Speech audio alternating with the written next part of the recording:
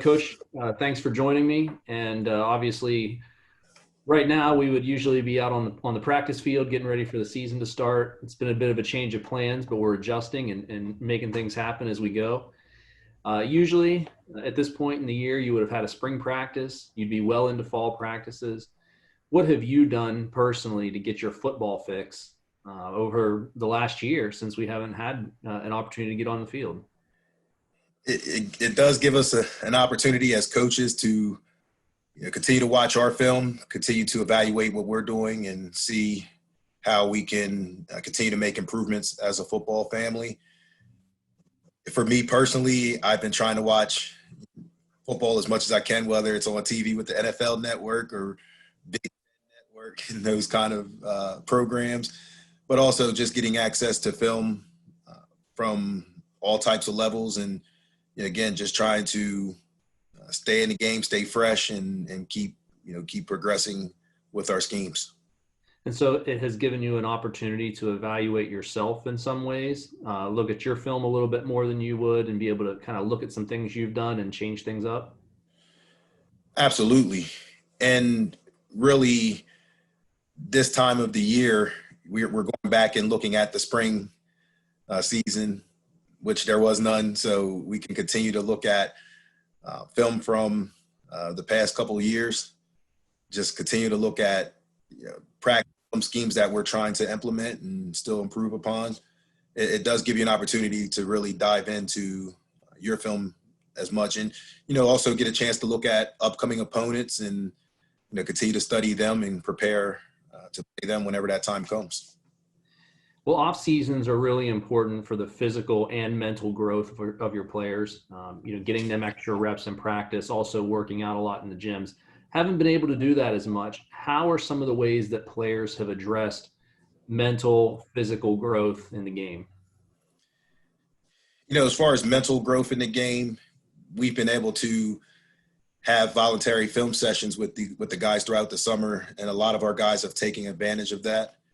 And our coaches have done a great job of staying in touch with them and being engaged with them from the football side.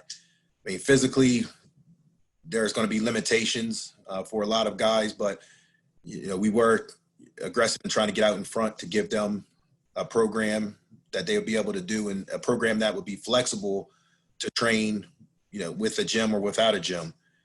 And we just really tried to stress upon them that it's very important to stay in shape. Have a weight room or not, some of that stuff depends on government regulations and availability of gyms, but there's definitely access to fields, and there's access to get out and run around. And with that, all you need is space and opportunity. So we did challenge our guys to stay active, stay fresh, and most important, stay safe, because that is still something that needs to be addressed. But, just trying to really get them to understand that at some point we're going to get back to work and get started. And the best way to do that is to come back and stay in shape. What's the most creative way that you've heard of a player working out and staying in shape during a time when you said like gyms might not be available? We had a couple of players send us videos of them working out. One young man in particular had like a barbell, and he attached buckets of water, like rock boulder like structures to this bar, and he was able to to get a press in. But guys were using trash cans. They were using using trash cans, filling them up with water, and using them as like a makeshift sled. It's pretty neat to see what guys are doing. And I think the one thing with social media is they can get on and see what other athletes are doing and finding ways to make that their own. So it's with social media these days, it's easy to expand and be creative. How much have you been able to stay connected with your players? Something that I've been trying to do all summer. I know with our coaches, they've been reaching out to the players in their position groups.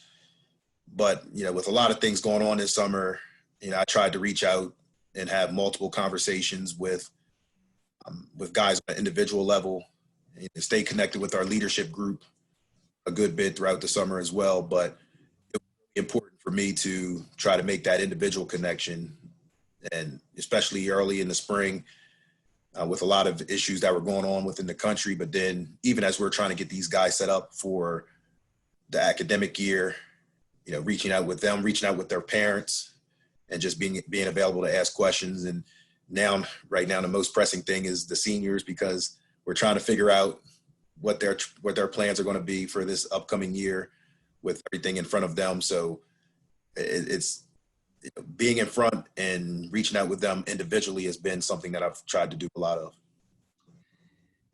These are obviously tough times for a team when you've had such a long block of space where you haven't been able to get together and work out together and train, practice, play. It takes a lot of leadership during that time. Have you seen some players step forward as leaders on your team to kind of rally everybody else together? There's been a lot, and the nice thing is you're seeing it at all different levels, all different classes.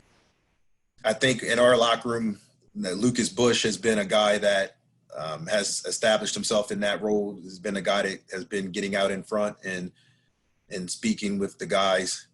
Braden Wechter is a guy that has done that as well, and I think that's been expected of older guys who have a lot of experience.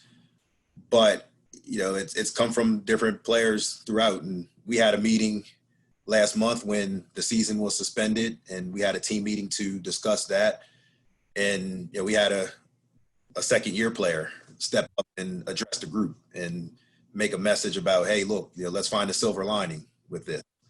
And we have 6 months to prepare and get stronger and get smarter and get bigger and those things. So it's pretty refreshing as a coach to see not just the seniors stepping up and addressing the group, but all across the board with, second-year players and even first-year players. Because we've had the opportunity to have several meetings with our incoming freshmen throughout the summer, and just to see the leadership within those guys, guys stepping up within that group and showing their leadership skills. And as a program, it's up to us as coaches to continue to develop that and show them how to do it. And that's something that we've really focused on over the last few months. How did the team take the news in July when we found out that the season would be suspended and hopefully be able to play in the spring? But what was the immediate reaction and the fallout from that? Disappointment. And I think they were very disappointed just because not having spring ball and looking forward to getting back on the field and preparing all summer for those moments. The other part too is, as disappointed as they weren't really surprised, because we started to see other conferences drop football around us. So we were bracing ourselves for it. So it wasn't a total shock, but still the disappointment was there. But I think our coaches and even our administration has done a great job of supporting the young men. And we're just really talking to them about controlling what they can control. And that's what we're going to do as a program, control what we can control. We're going to stay positive. And, this is adversity, and how can we look to overcome that? And when you have coaches saying that message, that's expected. But again, when the players are out in front talking to each other with those messages, that's how we're headed in the right direction. And there's still a lot of uncertainty going on, whether what is going to happen this fall, what's going to happen even in the spring as we try to prepare for a possible season. There's a lot of uncertainty ahead, so we still have to keep that message strong. And as a coaching staff and a program, we have to stay current with that. Well, you mentioned the freshman class. This is one of your second recruiting class as a head coach at Millersville. And it's important for you building a program to get them incorporated into the team culture to build it the right way. This is a pretty unique challenge for any freshman coming to college for the first time. Coming in, the majority of classes online. There isn't that full college experience, I guess, in the fall, with a lot of kids opting to stay at home. How do you work with those students academically, physically, to get them, incorporated into your team culture and build that chemistry? Well, that was a process that probably started back in March. And when we started to realize that the spring semester was going to get canceled, no spring ball, and we noticed those things were happening, it was very important as a program to get those freshmen together, those incoming freshmen together, and just explain to them the process and answer questions. And they had plenty of questions. Their parents had plenty of questions. So really started to establish the importance of having good communication with that particular group. So most of the meetings that I had was with that group throughout the spring and early part of the summer, just because I felt like they were going to be the ones that were the most anxious. Yeah. And then, just to take them through the summer and even the fall of what the season is going to look like, what the fall semester will look like. And once those things started getting canceled and more options were being thrown in their face, we had to kind of talk them through all the options. And as you mentioned, there's players that had to make decisions on whether to stay on campus or work remotely from home. Had to sit down, and everybody's situation is different. So just talk that through with each and every one of them to help them make the best decision that was right for them. And then even with the returning players, still doing the same thing, because as far as an academic plan is concerned, no matter if you're a freshman or a senior, it's very important to us that we understand and we feel confident that the young men have accessibility to the technology, that they have a good place that they can study, that they can have their online classes, and also that they have availability to the resources that are here on campus. So the one thing we learned from last spring is we can do this. Mm-hmm. Our highest GPAs ever, and it was under the most unique circumstances, but our young men did a tremendous job, our coaches did a tremendous job, and our administration did a tremendous job of supporting them. And we have the blueprint of how we can expand and improve upon that. And we're going to work on getting better. And, we had a 3.0 GPA last semester. We're going to take that to the next step and get a higher GPA. Hopefully voluntary workouts, something that looks like it may happen, or at least hopefully will happen in the near future.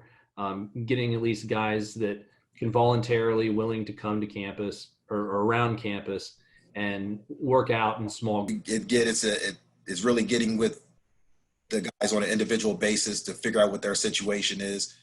As you mentioned, it's voluntary, but the one thing that I'm starting to see is that these guys want to work out. They want to be here.